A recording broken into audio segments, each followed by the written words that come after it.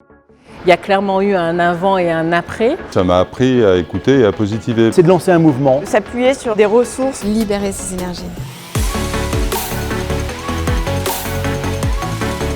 Ce projet est né quelques semaines après mon arrivée où j'ai fait le constat d'un très grand contraste entre l'image formidable que le Centre Pompidou véhicule à l'extérieur et des modes de fonctionnement en interne. Pour nous, le principal enjeu, c'était de libérer ses énergies. Pour accompagner le Centre Pompidou, on s'est vraiment basé sur nos principes de transformation positive. La transformation positive, c'est un état d'esprit, s'appuyer sur des ressources, sur ce qui fonctionne, plutôt que de se focaliser sur ce qui ne fonctionne pas. Là où en général on serait à combler les écarts entre une situation qui serait l'idéal et la situation d'aujourd'hui, nous sommes plutôt à amplifier, aller à la recherche de ces ressources, à la fois en termes d'énergie, de talent et d'aspiration.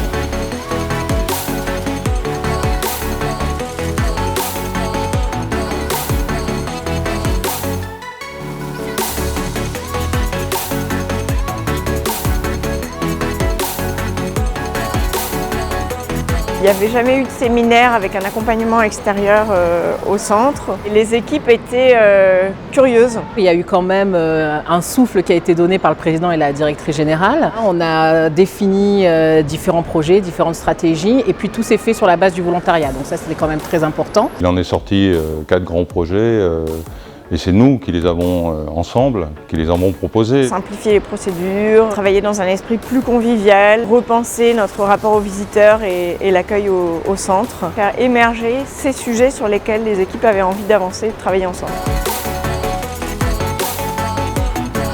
Depuis un an, les changements qu'on a vus, ils sont d'abord très concrets, donc liés au projet. Nous sommes parvenus à dématérialiser la chaîne de dépenses et de recettes.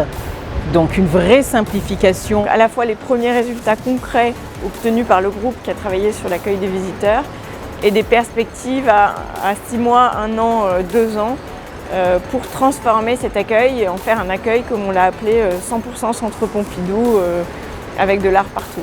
Il y a clairement eu un avant et un après. Dans l'attitude des personnes, je crois que les gens maintenant osent plus.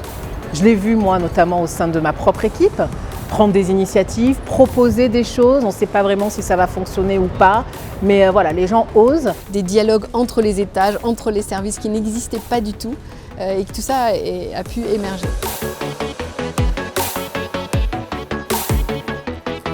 Le but de la transformation positive, c'est de lancer un mouvement, c'est de faire en sorte que cette lame de fond que nous allons lancer devienne quelque chose de pérenne et que dans le temps, cette transformation devienne la nature du quotidien.